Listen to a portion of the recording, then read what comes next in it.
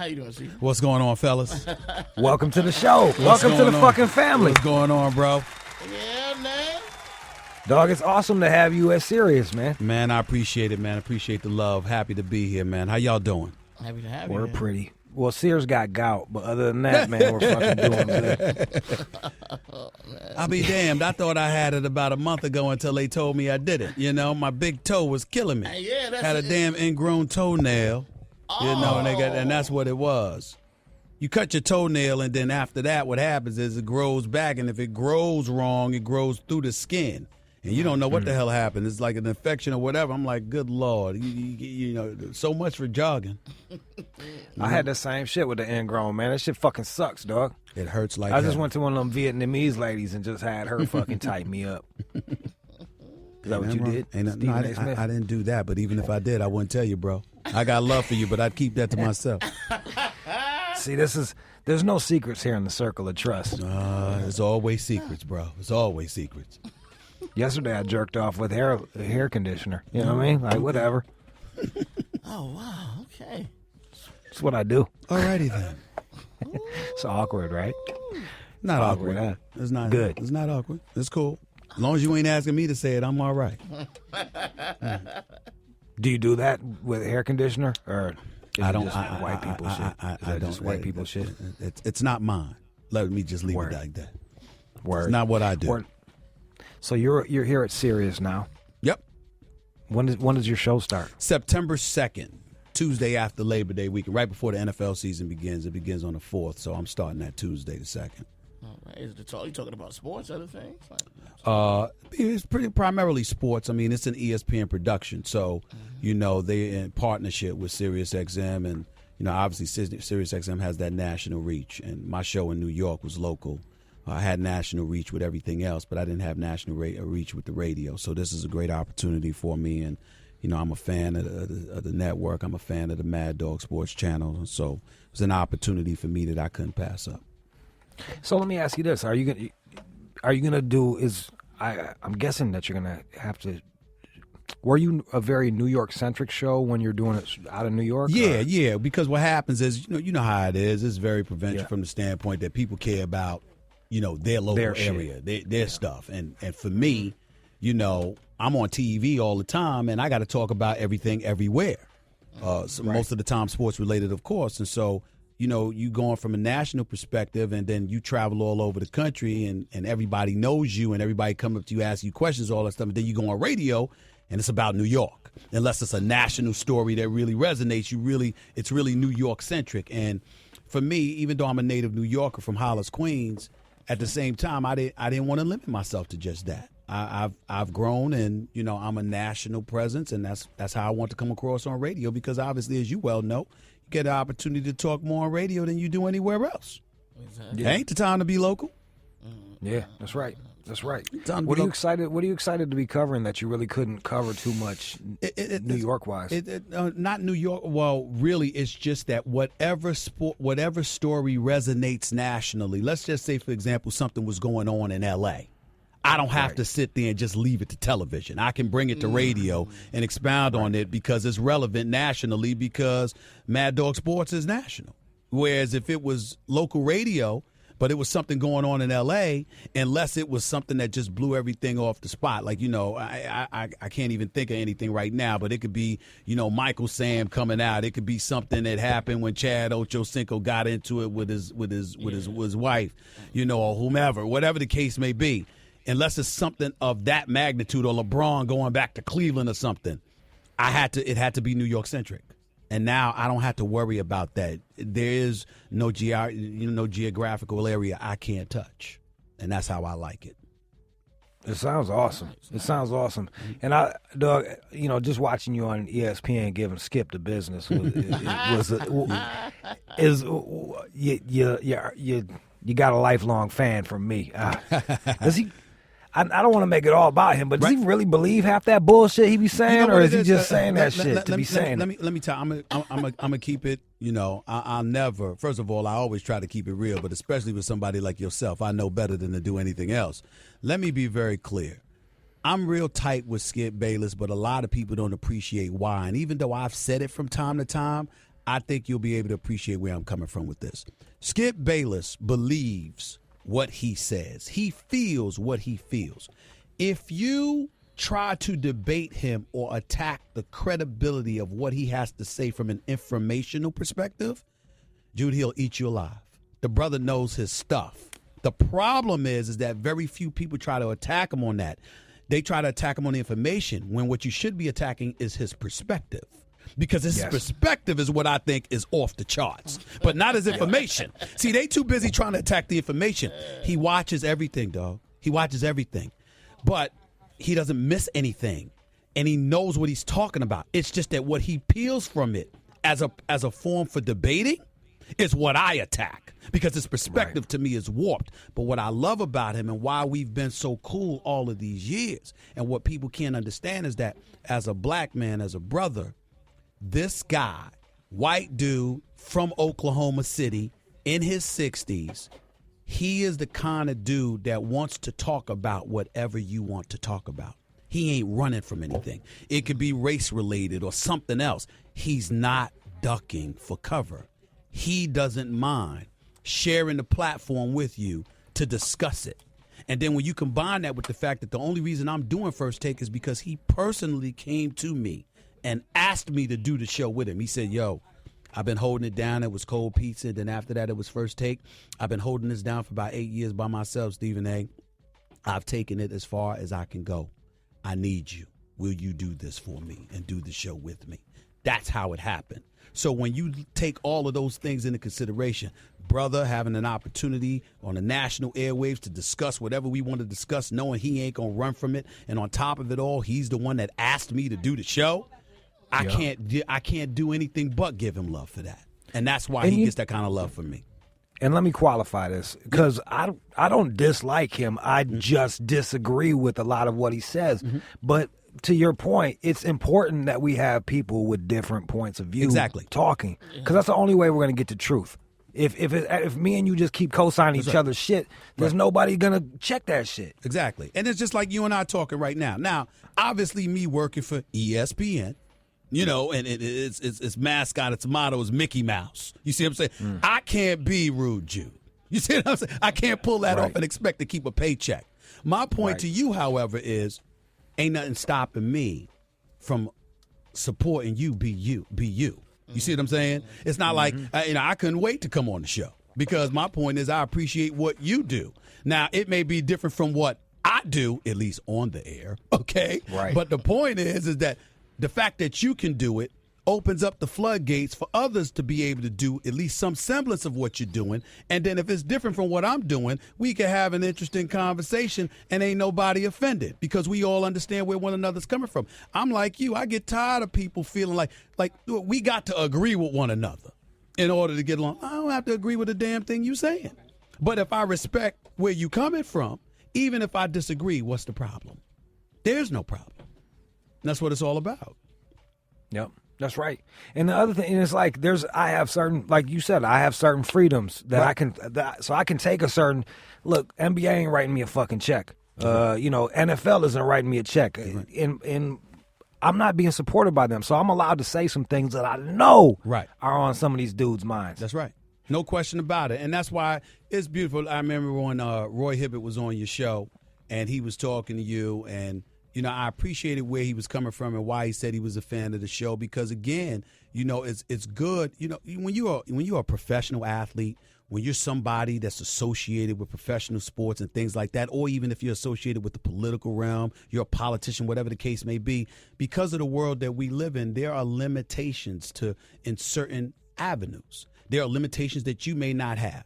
And as a result of that, it's refreshing to listen to somebody that doesn't have those limitations, because you get to hear somebody express stuff in a way that you wish you could, but you can't. That's one of the reasons people show me a lot of love, because even though I work for ESPN and now I'm working for Sirius XM as well, although you've got stipulations that come along with it and restrictions that come along with it, I'm usually one that can say a lot of the things that I want to say the way that I want to say it and get away with it for the most part. Certainly not always, as we recently learned, but I can do that. And a lot of other people didn't know how to do it or didn't have the courage to do it. And that's why they're where they're at. And now I'm where I am.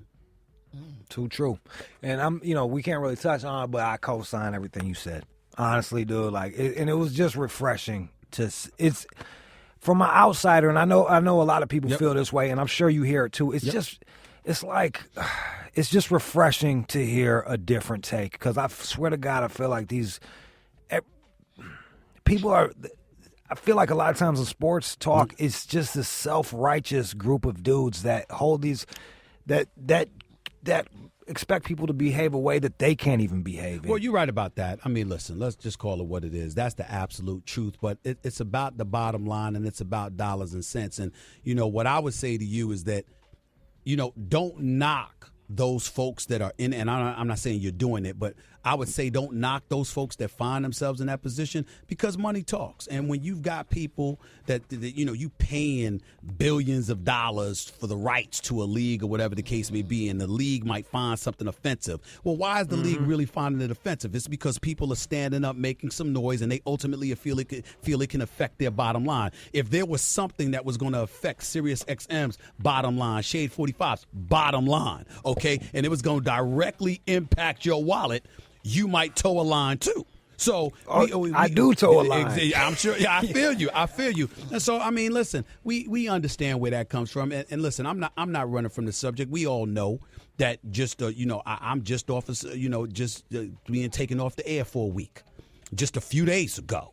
Okay, because I said something that folks within the domestic violence community found highly offensive. I did not mean, I'm telling you right now, as real as I can be, I did not mean to offend anybody. I simply misspoke by using the trigger word. I should have never mentioned the word provoke. And that's where I made my mistake. And because of that, I totally understood and supported ESPN suspending me, because what they were saying is that trigger word caused this maelstrom of controversy. As a result, it brought negativity and negative publicity towards us, and we have to make a statement about that, because that's how we protect ourselves. I totally respect that, because that's corporate America. What I had a problem with, being totally real with you, was how people took that mistake, and instead of simply condemning me for misspeaking, they used it as a license to try to give some kind of indication that I'm a supporter of domestic abuse. Now, I don't know about everybody else. Let me tell you something about me. Raised by 4 older sisters and my mama. All right? Ain't got nothing but women relatives. Okay? And obviously I'm single, and I've had a lovely, lovely single life for most of my life. Okay? The bottom line is this. I've never hit a woman in my life. A matter of fact, the fights that I've been in with men in the past are men who put their hands on women. So I'm like, and I've been preaching about this for years. So for somebody to take that and to use that as a license to try and paint me as a perpetrator or a provocateur of domestic violence, I thought was a bit excessive and went beyond the pale. Now, that's entirely different than why ESPN took me off the air. They took me off the air because, we pay you to articulate yourself clearly and make sure your point is understood. And you dropped the ball on that level, and it cost us negative publicity, so we got to respond. I got no choice as a businessman but to accept that kind of. Was it frustrating? Was it frustrating? I was frustrated about that, but I understood and I accepted it. I was livid about folks within the domestic violence community talking about, treating me as if I was Ray Rice. I never hit a woman. Right. I ain't put my hands on anybody. I've never done that in my life, and I've spoken out against it adamantly throughout my life. So for me, it's like, how does that get ignored? And that's why I haven't run from the subject. Everybody wants to sit there and say, be quiet, let it go away. You don't need to talk about it. Damn that. Hell with that. I'm 46 years old, okay? I've lived my life. On the top of it all, I got 4 older sisters, 8 nieces. I got a mama. Listen. You shouldn't even have to say that. That's right. That's the crazy shit. That is true. I shouldn't have to say it, but I say it to make a point. And the point is, I'm a 46-year-old loud-mouth ass black man. Go find one woman on this planet Earth that ever said, I put my hands on them. It never happened. You couldn't find that anywhere. So if you know that, how are you talking about me in the same breath that you spoke about Ray Rice. And I'm not trying to knock Ray Rice and bring negative attention. He apologized. He's trying to move on and get his life together, and I applaud the brother for that. Okay? But all I'm saying is I wasn't going to stand by and let that happen. And if I'm going to be real about it, I've been real about it on my radio show. I've been real about it on First Take. Why the hell wouldn't I be real about it on Rude Jude? What's that like? What's that like being in such a high profile place where people ignore the sentiment of the statement and focus on the trigger word? It can be very, very frustrating, but if we're being real about it, because this applies to you too, bro, big boy rules. You in that kind of position, it comes with the territory. It's going to be frustrating sometimes, but just think about the power that you have over the airwaves, being able to reach so many people every single day and impact their lives with the stuff you spew and spit. All I'm saying to you is the same applies to me. And I got to take the good with the bad because the pros far outweigh the cons. And you ain't just doing radio to be doing radio, bro. You doing it because you want to make a difference. So if you want to make a difference, this is what comes with it. And you got to accept the good with the bad. Now, it's frustrating, and it sometimes it pisses you off. But in the end, you know, if you know what you about and you know what you are, what you stand for, and you can stand front and center and live on that, then people got to deal with you. You don't have to deal with them. So they could sit there and they could take their shots at me and, you know, he's off the air for the week and all this other stuff. But I'm standing here now, ain't I? And you're going to have to deal with me because I'm coming. That's right. Stephen A. Smith. Yes, sir. He's starting September 2nd. Don't you go. Man, it's great to have a heavyweight like you here, man. I appreciate it, man. You need me, I'm always around, bro, because I know you love your back. I know you love your sports. I still remember when you got on my boy Floyd, Floyd Mayweather. I still remember that. It was hilarious. Listen, he was mad at you. I wasn't mad. Listen, I disagree with you, but I didn't blame you for your position. See, I think he'll beat Pacquiao. And I do too. And I don't think he's scared of Pacquiao. I think a lot of it was about Arum. He hates Arum so much, and he really did believe Pacquiao was cheating. And the combination of the two things, but I also get your point. We tired of hearing all of that. Damn it, we want to see the fight. I mean, because I love Floyd.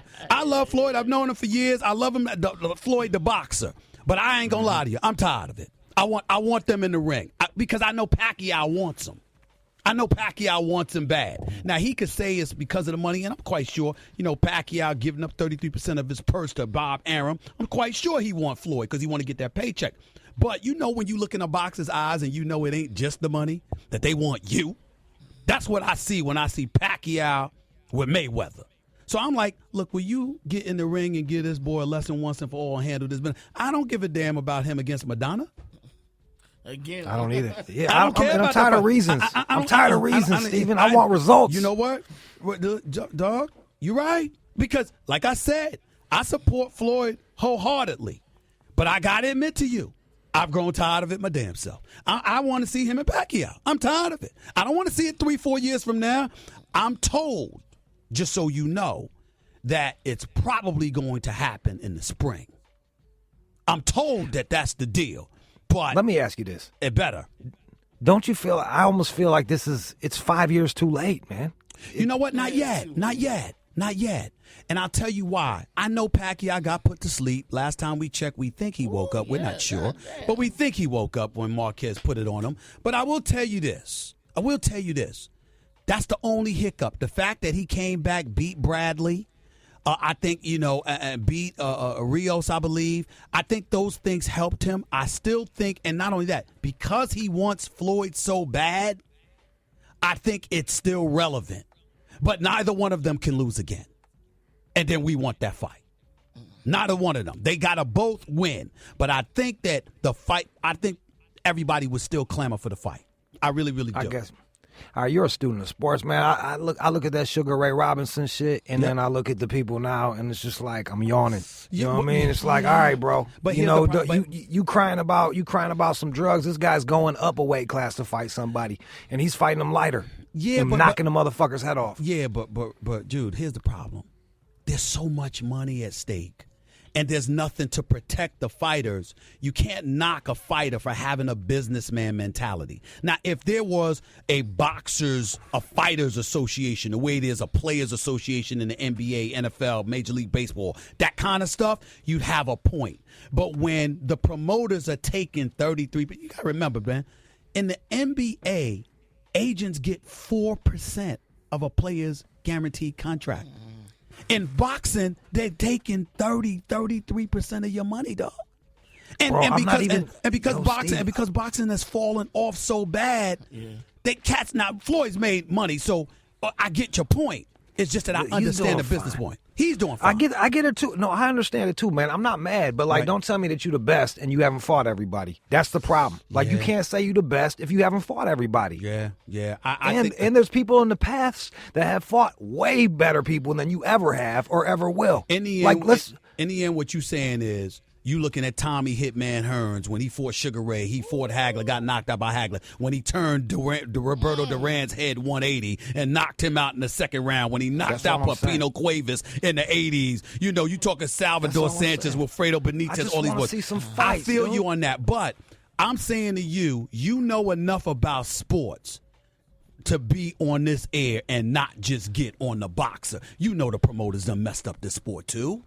You know that. Bro, I'm not saying that. I'm not saying that. But and here's the deal. I didn't call him up. He called here. I know that. He called I know here. that. He brought it on himself because 50 Cent told him that you were talking about him. He brought it on himself. And I got to admit, it was funny as hell. I got to admit it. It was hilarious radio. I got to admit it. Can't deny it. He brought it on himself. You want to talk about total line? That's towing the line right there, man. Having to walk that balancing act. I understand, and he brought it on himself. But Floyd's a bad boy. He don't cheat the game in terms of how he prepares for a fight. But I will acknowledge to you, it's time for the excuses to end with Pacquiao. That's the fight we want. And the reason why I say that about Floyd right now, with all due respect, is for one reason and one reason only. After every single fight, he says, I just want to give the fans what they want to see. Well, we've been asking for Pacquiao for years. So that's what we want to see. Because I cover sports for a living, and I'm tired of waiting. So I know y'all tired. Well, maybe he'll listen to you. Maybe he'll listen to you, man, Steve. If you don't listen to nobody, he's going to listen to you. That's my man. Got nothing but love for him. But I want to see. There's 3 fighters. I think 3 that I want. I want to see him fight Cotto again. Because I think Cotto's looking better. But Cotto needs to stay away from Golovkin. He don't need to move up and fight that brother. He needs to stay away from. He needs to stay away from Golovkin. Trust me. Let me tell y'all something. Right now. There's only one man that can beat Golovkin. Andre Ward. He nice. Andre Ward's nice. Both hands. Jude, trust me on this. He nice. Andre Ward's a bad boy. Nice. Okay, he's the only one that I could see that could beat Golovkin. Outside of him, I can't see anybody beating that. Cotto needs to stay away from him. I want to see Floyd fight Cotto again. I want to see him fight Canelo again. Assuming Canelo wins, he's the one that needs to stay away from Golovkin too. And I want to see him fight Pacquiao, but preferably Pacquiao first. I think everybody wants Pacquiao first. And it's getting too late. If it takes 2 more years, man, Pacquiao, I don't know how old he really is in real life. You know what I mean? I know how old he's saying he is, but that motherfucker might be 72 right now for all I fucking know. With a mouse mustache, Let me tell you something right now. I'm telling you. And it was hilarious when Drake was imitating him at the ESPY Awards. I almost fell out my chair when he was imitating Pacquiao. But I'm telling you, to me, Floyd, this Madonna fight is a waste of time. Okay, he can only lose. He can't win. Even if you win, nobody cares, because nobody wanted to see that rematch. So to me, there's only 3 fighters that Floyd should be fighting: Pacquiao, Cotto, Canelo Alvarez, preferably in that order, actually. Here's something to think about. If you're the top of your fucking sport, and MMA's beating your fucking sport, right, what the fuck is that saying about what you're doing at the top of your sport? Well, here's the problem. MMA has a great, great promoter, particularly in the UFC with Dana White. And the fighters want to fight one another. They ain't playing. You just saw the press conference the other day with John Bones Jones. Yeah, that brother that's fighting him is undefeated and wants him bad and been begging for him. You see the genuine animosity. the willingness to hurt one another, and it's something like that promotes itself. What Dana White does that's brilliant is that he doesn't make you wait for the fights you want. Nope. He doesn't protect fighters, man. Exactly. If everybody is asking for the fight, he delivers it. And that's all boxing has to do. And that's where boxing is messed up. Me personally, what I'd love to see is the wide world of sports returned on Saturday afternoon. Remember when Howard Cosell used to do that? And what you had was contenders. All we pay attention to now are the championship fights and the elite guys, rank 1 or 2. But back in the day, you had top 10. And you had to fight each other to earn a shot at the crown. But now they don't want to do that because everybody want to position themselves to make money. And what we got to stop doing as a society is allowing them to make money by not fighting. Because if you're a top 10, well, you know what? Let me just sit here and not fight. And then in 5 months, I'm going to be ranked in the top 5. Maybe the top 3. And I ain't even throw a punch. That don't make no damn sense. Get knocked out. We got to change that. That's what we got to change. I agree. Stephen A. Smith, I'm so excited about having you on the fucking on Sirius, man. Just I appreciate it, man. If this is anything, if this is just a little sample of what we have to look forward to, it's great. Sirius just gained a fucking gem. Thanks a lot, bro. Man. I appreciate it. I'm always here for you, man. I know y'all talk sports all the time. I'm just a phone call away, man. You need me, I'm here. That's September 2nd, Tuesday, 1 p.m. Eastern Standard Time. Let's do this. Let's play some music. Come right back. Shade 45 is the All Out Show.